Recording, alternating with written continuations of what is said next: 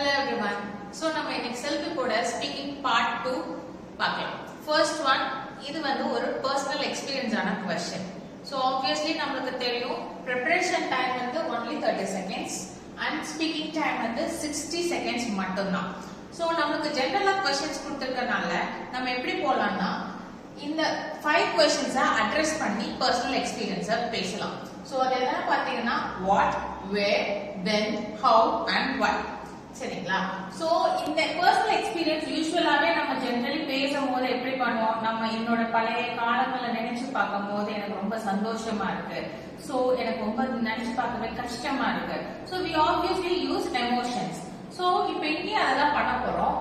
Emotions, feelings எப்படி react பண்றோம், தென் lessons கடைசியா அதுல இருந்து நம்ம கத்துக்கிட்ட விஷயங்கள். சோ இது எல்லாத்தையும் அட்ரஸ் பண்ணோம்னா பர்சனல் எக்ஸ்பீரியன்ஸை நம்ம வந்து ஹேண்டில் பண்ணிடலாம்.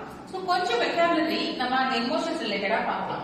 சோ ஹாப்பினஸ் அப்படின்னா நீங்க அட்ரஸ் பண்ண போறீங்க அப்படின்னா you can use the word pleasure, aesthetic, delighted, elated, jubilant ன்னு சொல்லலாம். இதே நீங்க வந்து ரொம்ப சோகமான விஷயத்தை பத்தி பேசுறீங்க, சேடா நீங்க ஃபீல் பண்றீங்க, so instead of using the sad we can use the words like dejected, dismal, gloomy, sullen, glum, disordered. So இது எல்லாமே sad ரிலேட்டடான வேர்ட்ஸ் தான். சோ இதே fear, anger அப்படின்னு நீங்க அட்ரஸ் பண்றீங்க, fearனா பயப்படுறது, scared, stiff ன்னு சொல்லலாம், or else heart skipped a beat, ஒரு நிமிஷம் எனக்கு உயிரே போயிடுச்சுன்னு சொல்லுவோம் இல்லைங்களா, அது மாதிரி. Scared out of my wits, scared stiff, shook like a leaf, got a chill down my spine. So இதெல்லாம் ரொம்ப கஷ்டமா இருக்குன்னா நீங்க ஏதாவது ஒரு வேர்டை மெமரைஸ் பண்ணிட்டு அதை ஆஃபன் நீங்க யூஸ் பண்ணுங்க. சோ இதே ஆங்கருக்கு ஃபியூரியஸ் சொல்லலாம், ரெட் வித் ரேஜ் ன்னு சொல்லலாம், bent out of shape ன்னு சொல்லலாம், go ballistic ன்னு சொல்லலாம், enraged, blow a gasket. So இது எல்லாமே idioms இருக்கு, at the same time normal vocabulary. Cost an arm and a leg, a bomb, a fortune, a hole in the pocket. So these are the words you can use for expensive. At the same time, if it is cheap, என்ன சொல்லலாம் அப்படின்னா economical, price effective, cost effective, right? Moreover, food அப்படின்றது ரிலேட்டடான questions வந்துச்சு அப்படின்னா you can use a variety of vocabulary. அதுல வந்து நாஷனாலும் ஃபுட்ன்ற அர்த்தம் தான். இதே நல்லா இருக்கு அப்படின்னு நீங்க சொல்றதுக்கு scrumptious என்ற வேர்ட் யூஸ் பண்ணலாம், luscious என்ற வேர்டை சொல்லலாம், relishing சொல்லலாம், palatable சொல்லலாம், mouth watering அப்படின்ற வேர்ட்ஸ் எல்லாம் நல்லா இருக்குன்றத சொல்லலாம். அதே ரொம்ப காரமா இருக்கு அப்படின்னு சொல்றதுக்கு spicy, peppery, fiery அப்படின்னு சொல்லலாம். savory tasteனா ரொம்ப நல்லா இருக்குன்றதுக்கான அர்த்தம். blandனா which is ரொம்ப சப்புன்னு இருக்குன்னு சொல்லுவோம் இல்லைங்களா, அதுக்கு நம்ம சொல்றது. last flavorனாலும் காரசாரமாவே இல்ல ஃபுட் அப்படின்னு சொல்றதுக்கான வேர்ட். சோ இது எல்லாமே ஒரு ஜிஸ்டா ஃபுட்க்கு நம்ம யூஸ் பண்ற vocabulary. சோ இப்போ வந்து நர்வஸ் ரொம்ப ஒரு மாதிரி பதட்டமா இருக்கு அப்படின்னு நம்ம சொல்றதுக்கு nail biting, on pins and needles, on the edge of my seat, like a cat on hot bricks. So இதெல்லாம் நம்ம நர்வஸ் யூஸ் பண்றதுக்கான vocabularies, right? சோ now இப்ப டெம்ப்ளேட்ஸ் பார்க்கலாம். பர்சனல் எக்ஸ்பீரியன்ஸை பொறுத்த வரைக்கும் டெம்ப்ளேட்ஸ் நம்மளுக்கு ஆக்சுவலி ரொம்ப தேவைப்படாது. ஒரு பேசிக்கா ஸ்டார்ட் பண்றதுக்கு நீங்க டெம்ப்ளேட்ஸ் யூஸ் பண்ணிக்கோங்க. ஃபர்ஸ்ட் ஒன் வந்து I still reminisce about the time when. So reminisce அப்படின்றது நம்ம பழைய நினைவுகள்ல திரும்பி பார்க்கும்போது நம்ம யூஸ் பண்றது, மெமரபிள் ஈவென்ட்ஸ் அந்த மாதிரி நம்ம சொல்றோம் இல்லையா, அதேதான். So a few years ago, கொஞ்ச நாளைக்கு முன்னாடி இல்ல கொஞ்சம் வருஷங்களுக்கு முன்னாடி அப்படின்னு நீங்க ஸ்டார்ட் பண்ணலாம். The most amazing experience, இங்க ஒரு adjective நம்ம போட்டு ஸ்டார்ட் பண்ணா இன்னும் பெட்டரா இருக்கும். I have had was, நீங்க என்ன எக்ஸ்பீரியன்ஸை ஃபீல் பண்றீங்கன்றதை இங்க இம்ப்ளிமெண்ட் பண்ணிடுங்க. அதுக்கப்புறம் அதோட ஸ்டாப் பண்ணாம இட் என்ன சொல்லி கொடுத்துச்சு அப்படின்றத நீங்க சொல்லலாம். It taught me அப்படின்றத நீங்க மென்ஷன் பண்ணலாம். The next one வந்து I remember when, நான் நினைச்சு பார்த்தேன், நான் எப்போ நடந்துச்சுன்னா அப்படின்ற உங்களோட டோன் வைஸ் நீங்க கொண்டு போகணும். அது ஒரு எக்ஸ்பீரியன்ஸா இருக்கலாம், வேற ஏதாவது ஒரு நல்ல ஒரு விஷயங்களா இருக்கலாம். சோ நீங்க அதை வந்து கரெக்டா இம்ப்ளிமெண்ட் பண்ணிருங்க. இட் ஹேப்பன், இட் வாசன்ட், அதே மாதிரி அட்ஜெக்டிவ் நீங்க போட்டுட்டு நீங்க எப்படி ஃபீல் பண்ணீங்கன்றதையும் முடிக்கலாம். அண்ட் ஐ ஃபெல்ட் குட் அப்படின்னு நீங்க சொல்லலாம், ஐ ஃபெல்ட் ஹாப்பின்னு சொல்லலாம், ஐ ஃபெல்ட் சேட்னு சொல்லலாம். சோ இந்த மாதிரி கான்டெக்ஸ்ட் நீங்க யூஸ் பண்ணலாம்.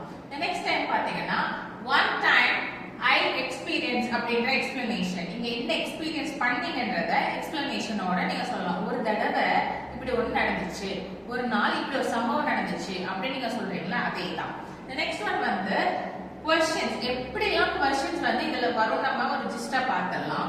வேல்யூபிள் காலேஜ் எக்ஸ்பீரியன்ஸ் கேட்கலாம், உங்களோட ஸ்கூல் எக்ஸ்பீரியன்ஸ் கேட்கலாம், அதுக்கப்புறம் ஃபர்ஸ்ட் சோஷியல் மீடியா அக்கவுண்ட் நீங்க ஓபன் பண்ணத பத்தி பேசுங்கன்னு சொல்லுவாங்க, அன்யூஷுவல் வெக்கேஷன், அதுக்கப்புறம் when you interacted with an animal, நீங்க எப்போ ஒரு அனிமலோ ஒரு பெட் அனிமல் கூட பேசுனீங்க இல்ல எப்படி அது கூட ஒரு இன்டராக்ஷன் நடந்துச்சு, இந்த மாதிரி क्वेश्चंस எல்லாம் உங்களுக்கு வரும்.